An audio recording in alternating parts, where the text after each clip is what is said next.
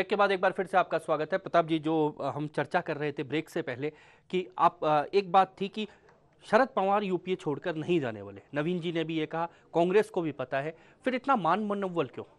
देखो आशीष, सबसे बड़ी बात यह है कि पहली बात तो मनोबल इसलिए कि शरद पवार को अब लगता है कि ये मौका अब आ गया है कि हम कांग्रेस को जितना दबा सकते हैं उतना दबा लें, क्योंकि कांग्रेस इस समय ऐसी स्थिति में है कि वो चाहेगी कि शरद पवार, ममता बनर्जी और ये जितने भी घटक दल हैं ये उसके साथ बने रहें। यदि एक एक करके साथ छोड़ते हैं तो कांग्रेस की स्थिति चुनाव तक बहुत खराब हो जाएगी। यानी कि इस समय अब मजबूरी हो गई है कांग्रेस की कि इन सब मजबूरी और लोगों कमजोरी दोनों। और इस इसका लाभ पूरा शरद पवार जैसा चतुर राजनेता तो उठाना चाहेगा और उन्होंने अपनी खेल को शुरू कर दिया है। कुल मिलाकर मुझे जो लगता है कि नंबर 2 तो कुर्सी का जो मामला है वो तो उनके लिए एक छोटी सी बात है, लेकिन इसी के बहाने उन्होंने अपने राजनीतिक इरादे जता दिए और कांग्रेस को बता दिया है कि भाई अब नहीं चलेगा, अब तो चुनाव आने वाले हैं, अब हमसे बराबर में बात करनी प्रताप जी, पड़ेगी। एक चीज और इसमें बीच में जो नजर आती है कि एनसीपी ऐसा कदम उठाती है, एनसीपी अपनी नाराजगी जताती है, वो ऐसे मौके पर जताती है जब राहुल गांधी कह चुके हैं कि मैं बड़ी जिम्मेदारी उठाने के लिए तैयार हूं।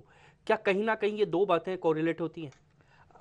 इसे एक बात तो साफ तौर पे जाहिर है कि कांग्रेस में राहुल गांधी बड़ी जिम्मेदारी लेने जा रहे हैं, उसका असर किसी भी सहयोगी दलों पर नहीं है। साफ तौर पे इससे जाहिर है कि यूपी के जो चुनाव हैं और उसके जो परिणाम आए कांग्रेस के, उसका जो असर है वो उनके साथी दलों में साफ तौर पे दिखाई दे रहा है कि राहुल का असर इन दलों में नहीं है। इसका मतलब अगर हम समझ भी लें कि कांग्रेस में राहुल उभर सकते हैं संकट मोचक के तौर पे, तो इसको बिल्कुल शरद पवार ने नकार दिया है कि राहुल कभी भी संकट मोचक नहीं हो सकते और संकट मोचन का काम अब कौन करेगा ये कांग्रेस के सामने खड़ा हो गया है, क्योंकि सोनिया गांधी की जो एक सीमाएं हैं और मनमोहन सिंह की जो क्षमता है वो सब जानते हैं। तो उन सब हालातों में कांग्रेस के सामने बड़ा संकट है और निश्चित तौर पे जब कोई संकट मोचक नहीं होगा तो ये संकटकारी जो लोग हैं निश्चित तौर पे संकट पैदा करने का काम करेंगे। पर अगर इसको ऐसे देखा जाए प्रताप जी कि अगर नंबर 1 की कुर्सी पे राहुल आ जाते हैं तो फिर क्या लगता है 2 की लड़ाई खत्म हो जाएगी?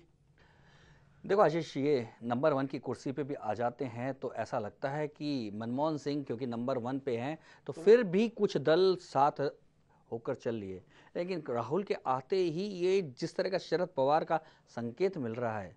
और एक बात और हमें सुब्रमण्यम स्वामी की बड़ी ध्यान रखनी पड़ेगी। सुब्रमण्यम स्वामी ने जो कि हर दलों के बीच में कहीं ना कहीं सेंध लगाते फिरते हैं, उन्होंने एक बड़ी बात कही थी। उन्होंने कहा, जो बड़े दावे के साथ उन्होंने कहा था कि राहुल गांधी प्रधानमंत्री नहीं बन सकते।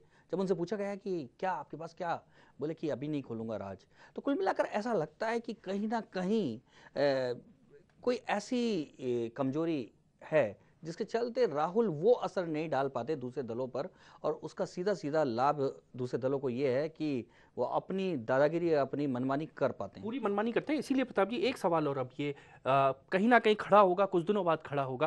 पहले ममता आंखें दिखाती हैं, उसके बाद अब शरद पवार आंखें दिखाते हैं। अगर इन दोनों में कांग्रेस कहीं ना कहीं झुकती है तो आने वाले में निश्चित रूप से और दल भी इसी तरह आंखें दिखाएंगे कांग्रेस को। देखो आशीष, पहली बात है कि कांग्रेस के पास 2-3 ही बड़े राज्य बचे हैं।